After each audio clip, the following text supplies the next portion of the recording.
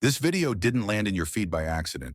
If you're hearing these words, it's not because of some algorithm, it's because something deep within you just shifted. A threshold has been crossed. Not everyone finds messages like this, and not everyone is supposed to. Thoth doesn't whisper into minds still hypnotized by noise. He only shows up when the soul is finally ready, not intellectually ready, but vibrationally aligned. If this feels like more than just a video, that's because it is. You didn't click randomly, you answered a call, a quiet signal inside you aligned with a rhythm that's older than time itself. This isn't the start of learning, it's the start of remembering. There's a moment in life that isn't marked on any calendar.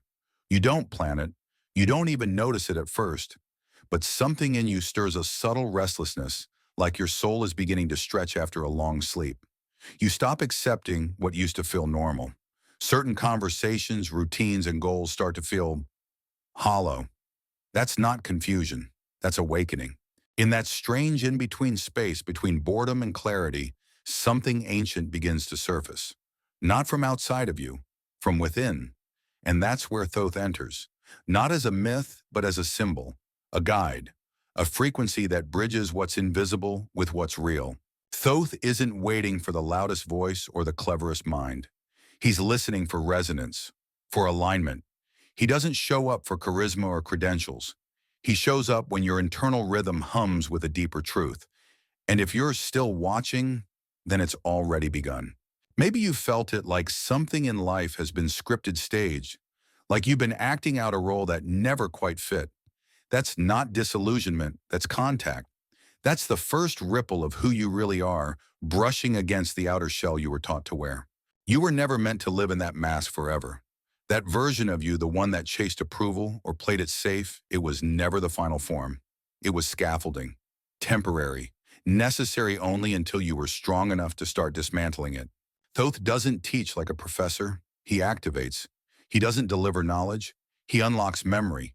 And that unlocking doesn't happen through facts or theories. It happens through readiness, through vibration. That's why this moment wasn't possible before. The signal inside you wasn't quite there yet, but now it is. The ancients all knew this stage of becoming. The Greeks called it gnosis, the Egyptians the opening of the mouth.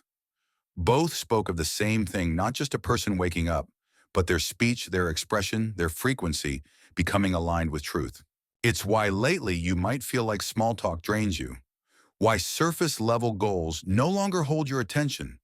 Your soul isn't malfunctioning, it's outgrowing its cage. And now something sacred is rising to meet that expansion, not something new, but something ancient you had simply forgotten. Let me be clear. The truths we're going to talk about can't all be said openly. Not because they're forbidden, but because they're powerful. Too often misunderstood. That's why we created Insights Academy, a free newsletter where we go deeper. You'll find the link in the description. And when you sign up, you'll get a digital copy of the Kabbalion, one of the most potent texts that shaped the earliest mystery schools. This isn't just more content, it's an initiation, a tool to help you remember. Because awakening isn't about collecting information, it's about resonance. You don't chase this kind of truth, you become quiet enough to hear it. Maybe you've been waiting for a sign, a job, a relationship, something to begin. But what if this moment is the sign?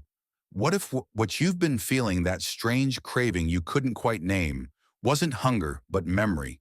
A memory of who you were before the noise, before society scripted you into silence. Thoth doesn't teach to inform. He teaches to break spells. And you've been under one. Not some ancient curse, a cultural lullaby. One that told you your power was dangerous, that your dreams were naive, that your soul's voice was unrealistic. But let's get something straight. Power is not arrogance. Power is alignment. And that's what you're stepping into now. You're not broken. You're early to your own becoming. Before the universe ever exploded into form, before stars, atoms, or light, there was a pulse, a hum, not sound, not even vibration in the way we think of it, but a rhythm, a harmony older than time. The Egyptians didn't believe the world began in chaos. They believed it began in order and frequency. What we see as solid is just vibration slowed down. What we call silence is sound too subtle to hear. That original hum still exists. It never stopped. And it carries intention. not in words but in tone. That tone is what Thoth represents, not a bird-headed figure from mythology, but the intelligence that turns thought into structure, energy into architecture. Thoth is not the god of writing. He is the law of translation, the principle that guides how invisible intention becomes visible, formed not through effort, but through alignment. And this is where it gets personal. You've been taught to treat words casually, to speak without weight, to say things you don't mean and take them back later. But the ancients knew something different. They knew words aren't just expressions, they're spells. Vibration turned into meaning. Meaning turned into matter. That's why they spoke slowly, carefully. That's why silence was sacred, not because they were afraid to speak, but because they knew what speech could create. Think of silence not as emptiness, but as potential. A womb of vibration where reality gathers its form. And when that silence becomes dense enough, it doesn't need permission. It speaks itself into being. That's where true creation begins. So what if your reality isn't shaped by your goals, your hustle, or even your desires, but by the frequency behind your words? What if the universe isn't listening to what you say, but to how aligned you are when you say it? That might explain why so many people talk about abundance, but live in scarcity. Why they affirm love, but end up in fear. Why they speak freedom, but act from habit. It's not that the words don't matter, it's that the frequency is fractured. Thoth doesn't respond to vocabulary. He doesn't care how poetic you sound. He listens for congruence, the harmony between your words, your energy, and your intention. He reads tone, not grammar. That's where most people get stuck. They say what they want, but not from the place that can hold it. They affirm clarity, but vibrate confusion. They speak confidence, but you can hear the hesitation underneath.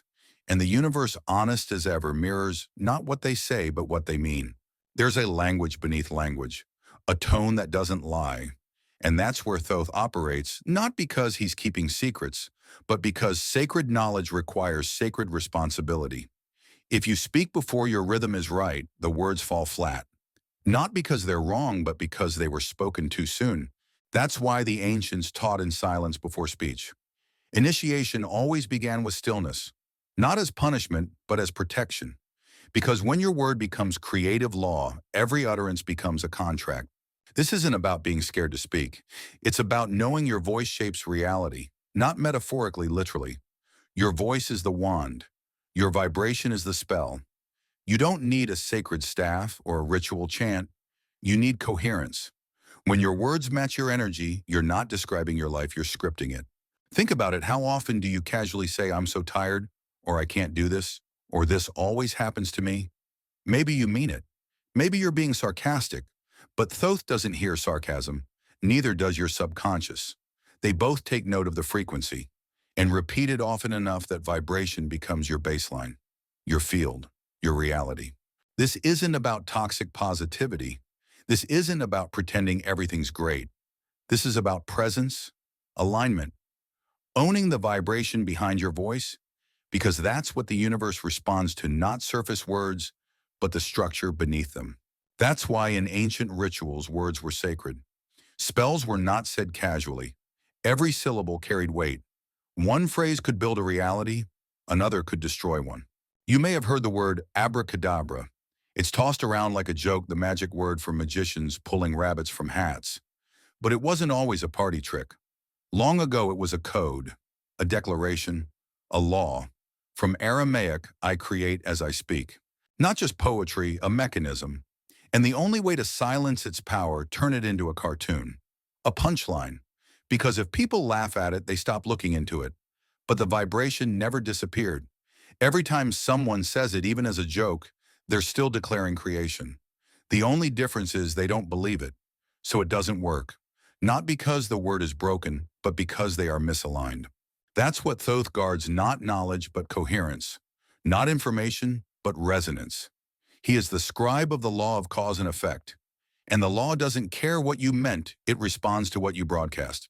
When your soul speaks through you, when your vibration is aligned, you've probably felt it. You've said something maybe quietly and the room shifted. The atmosphere changed. Someone looked at you differently. That wasn't random. That was power moving through precision. That was sacred speech. And it can't be faked. You don't learn this kind of speech through practice. You uncover it by becoming still enough to let it rise. So maybe the real question isn't, how do I say the right thing? Maybe it's, what vibration am I holding when I speak at all? Because aligned speech doesn't need to be loud. It doesn't need to convince. It simply moves reality. The ancient mystics knew this. That's why they didn't speak unless the inner frequency was ready. That's why the most powerful mantras were whispered or never said at all. Because when your energy is clear, your voice doesn't have to be. The field responds anyway. We live in a time obsessed with expression. Speak your truth, share your story, be loud, be seen. And there's power in that. But if you speak before you're aligned, your voice doesn't liberate you, it binds you. Thoth doesn't teach with lectures. He reflects. He holds up a mirror and shows you what your vibration is really saying. And that's what ancient texts have always tried to show, not how to control the world, but how to align with it. How to speak not from force, but from frequency. Because here's the thing, your words are instructions. Not for the universe to obey, but for your field to configure itself around. Every sentence you speak is a pattern being reinforced or broken. Every phrase a seed planted in the vibrational soil of your life. This is the law, not mysticism, not manifestation hype. Law. The kind of law Thoth has been documenting since before time had a calendar. That triangle, the one with abracadabra written in an inverted pyramid letter by letter, until it ends in a point, it wasn't decorative. It was geometry, the funnel of creation, from intention to vibration, from vibration to word, from word to form. And you live this every time you speak from your soul. You already know this truth not because you learned it, but because it's in your bones. Every time you spoke something from your core and the world rearranged itself around it, that was real. That wasn't coincidence. That was coherence. But it works both ways. When you speak from fear, the world reflects that too.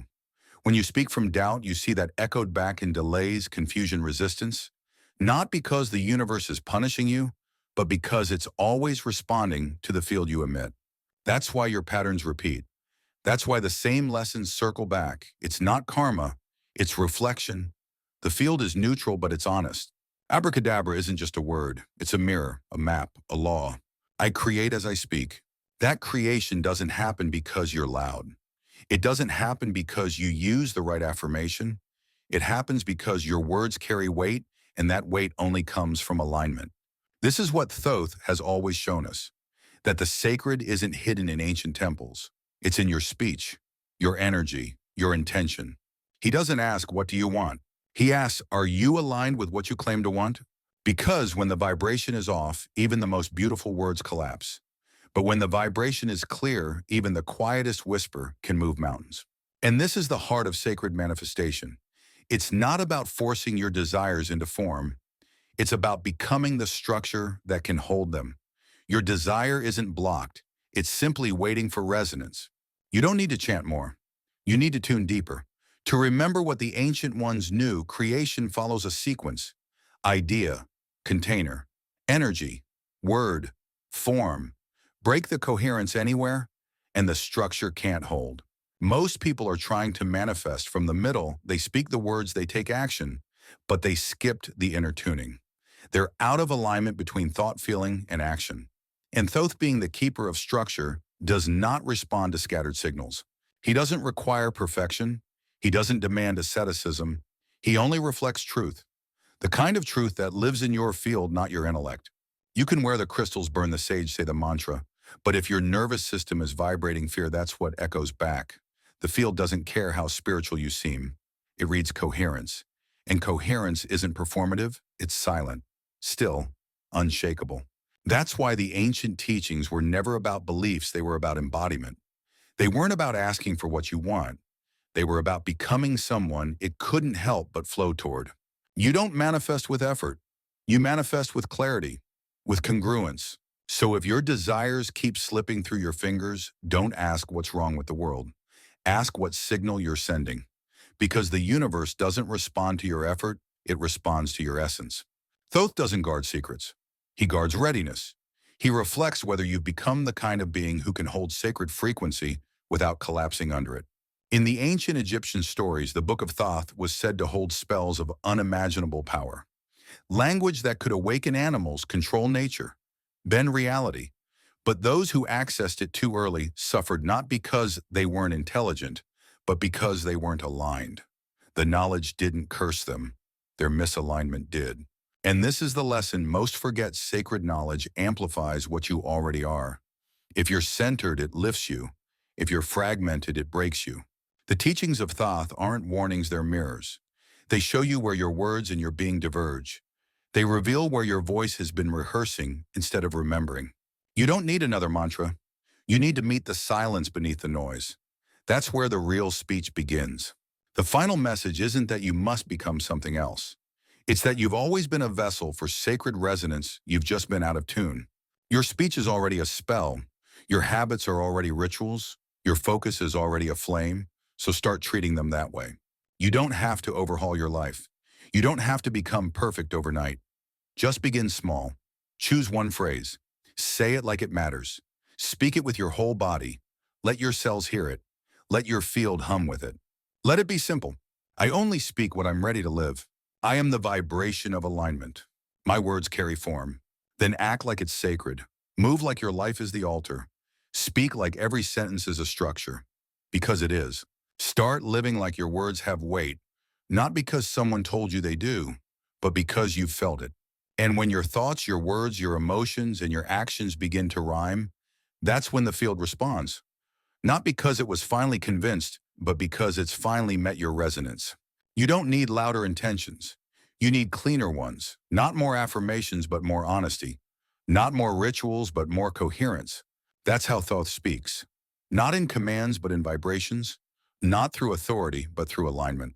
And when your being is clear, your voice becomes reality. That's all for today. I'll be making similar videos in the future. Subscribe to see them.